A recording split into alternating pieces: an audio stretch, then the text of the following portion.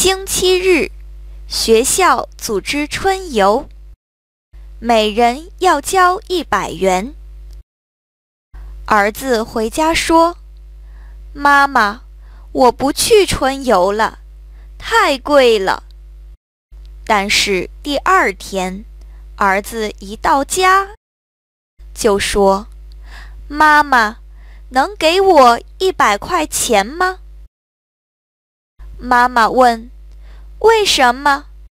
儿子说：“老师今天说，去春游的同学没有作业。”春游，星期日，学校组织春游，每人要交100元。儿子回家说：“妈妈，我不去春游了，太贵了。”但是第二天，儿子一到家就说：“妈妈，能给我100块钱吗？”妈妈问：“为什么？”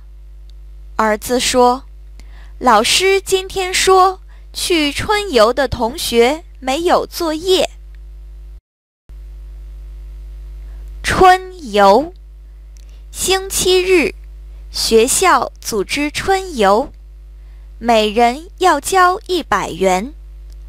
儿子回家说：“妈妈，我不去春游了，太贵了。”但是第二天，儿子一到家就说：“妈妈，能给我100块钱吗？”妈妈问：“为什么？”儿子说：“老师今天说，去春游的同学没有作业。”